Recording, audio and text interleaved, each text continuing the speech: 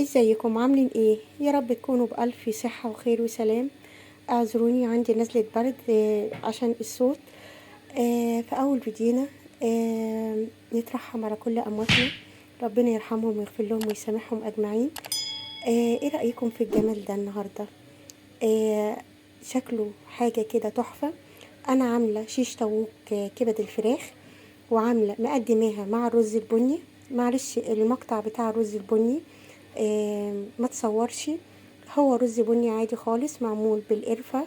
الاول بتكرملي السكر مع القرفة، وبعد كده اول ما بيتكرمل بعد كده بتنزلي عليه بالرز، بتكوني غسلاه كويس قوي وبتسخني كله مع بعض، وبعد كده بتروحي نازله عليه بالميه السخنه، وبيستوي زي اي رز عادي خالص مع طواجن الفاهيتا. الفاهيتا بتتقدم بأكتر من شكل، انا بحب اقدمها في الطواجن، بتبقى لها شكل وطابع خرافة. آه تابعوا الفيديو ان شاء الله، يا رب ينول اعجابكم، وما تنسوش تدعموني باللايك والشير. واحلى كومنت من احلى ست البنات وست الستات. ولو في اي ملاحظات ايجابية او سلبية اكتبيها في الكومنتات. واللي لسه ما اشتركتش تشترك في مطبخ دودو، وبألف هنا. وتابعوا الفيديو، ويا ريت تقولي له ارائكم ايه. هي حاجة فكرة بسيطة كده، واكيد اتقدمت بافكار كتيرة جدا من شيفات كتير واليوتيوبرز كتير. ربنا يا رب يحسن ما بين ايديكم ويدعموني. مطبخ دودو، وبألف هنا.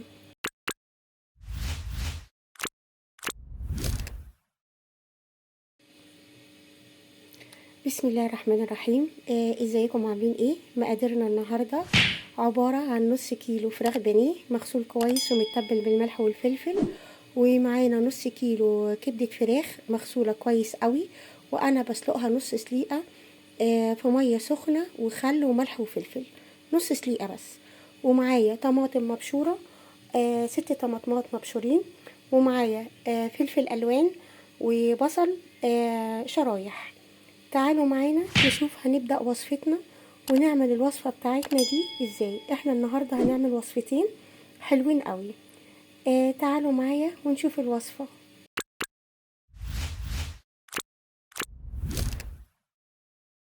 اول حاجة انا قطعت الفراخ البانيه عندي شرايح، وجبت طبق وهحط فيه التتبيلة بتاعتي. التتبيلة عندي عبارة عن صويا صوص اي نوع انت حباه، غامق فاتح، وباربيكيو، ودبس رمان، وكاتشب، وملح وفلفل. انا حطيت تقريبا نص كوباية صويا صوص،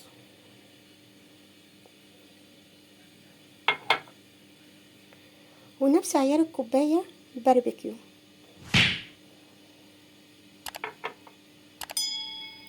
ونفس عيار الكوباية كاتشب.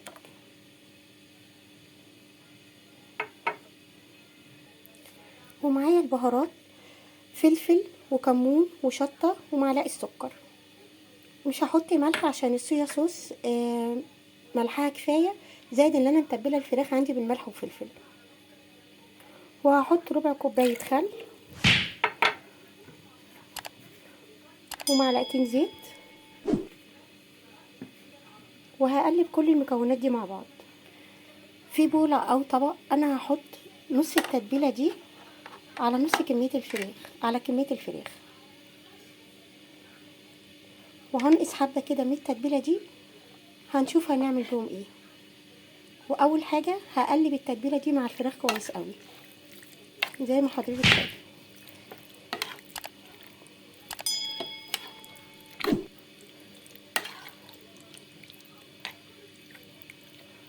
وهسيبها في التتبيلة دي ربع ساعة.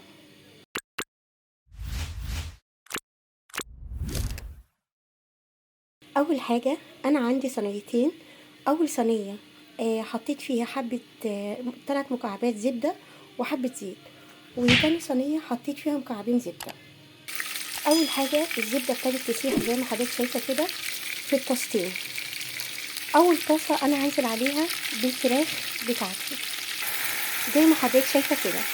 انا نزلت عليها بالفراخ وهسيبها تستوي وتتشوح مع بعض. والطاسه التانية انا هنزل بيها عليها بالبصل يتشوح. زي ما انت شايفه كده انا حطيت البصل في الطاسه، هسيبه لغايه لما يتكرمل كويس قوي. وفي نفس الوقت زي ما حضرتك شايفه في الطاسه التانية الفراخ بتتعمل زي ما حضرتك شايفه كده بالظبط. انا عايزه الفاهيتا تستوي كويس وتدخل في السوا وتاخد اللون الجلدي الجميل اللي هو الغامق. وفي نفس الوقت انا عايزه البصل بتاعي يكون اللون البصل المكرمل اللي هو الجلد الغامق. زي ما حضرتك شايفه كده البصل بتاعنا ابتدى يدخل في السوا ويتكرمل.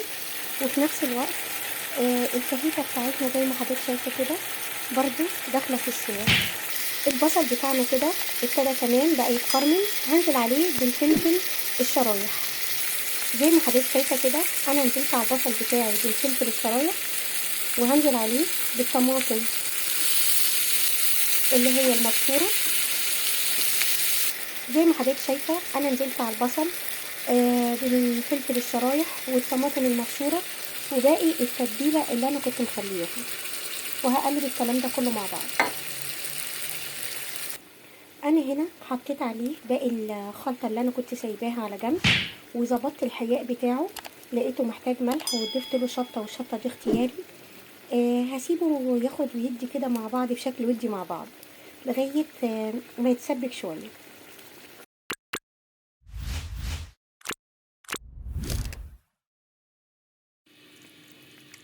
في نفس الوقت انا عندي هنا خلاص البصل مع الفلفل مع الطماطم اتسبك مع بعض. هخلطه عندي على الفراخ.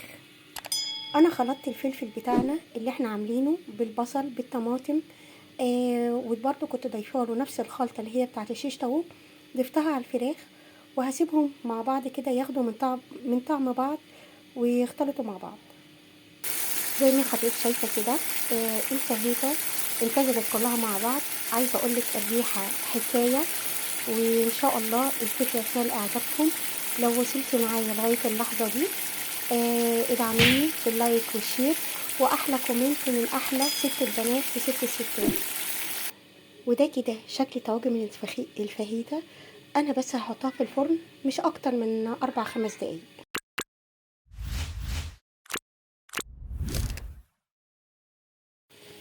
عندي بولة حطيت فيها كمون وفلفل ومعلقتين كاتشب وذرة ملح، وهحط عليها كيس اللي هو بتاع خلطة فانفوز اللي هو الشيش طاووق، وهحط عليها 4 معالق زيت. هقلب كل الكلام ده مع بعض. قلبت كل الكلام ده مع بعض كويس قوي، وهنزل عليها بكبدة الفراخ اللي انا سلقاها نص سليقة، وهسيبها في التتبيلة دي تقريبا ربع ساعة. وده كان شكلها تقريبا بعد ما مر عليها ربع ساعة في التلاجة. انا هحطها في عصاي في اللي هي السياخ الشيش، وهشويها في الفرن البوتاجاز عادي خالص. وده شكل الشيش بتاعنا بعد ما حطيناه في السياخ بتاعت الشيش طاووق. هسخن الفرن كويس قوي، هي مش هتاخد وقت لان هي طبيعي الكبده مستويه نص سوا، وهتتشوح كده وهتاكلوا احلى شيش طاووق بكبد الفراخ.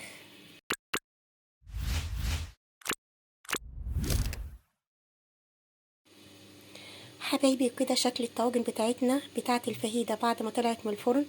عايزه اقول لكم والله الريحه شكلها ريحتها تشهي قوي، والشكل زي ما حضراتكم شايفين كده.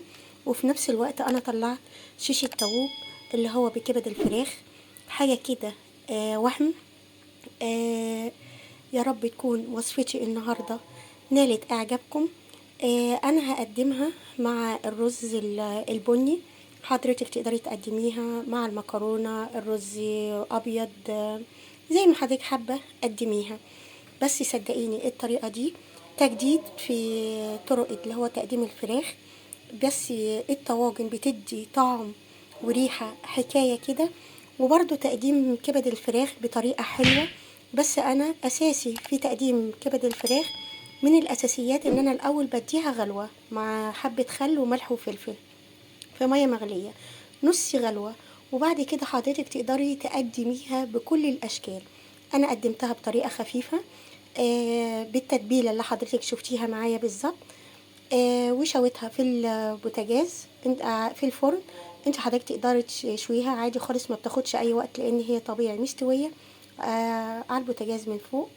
يا رب تكون نالت وصفتي اعجابكم النهاردة، ولو وصلتي معايا لغاية اللحظة دي ادعميني بلايك وشير واحلى كومنت من احلى ست البنات وست الستات. وهنستنوا ما تروحيش، لسه هنقدمها بطريقة حلوة قوي من مطبخ دودو. وياريت تكون الوصفة نالت اعجابكم، وبألف هنا.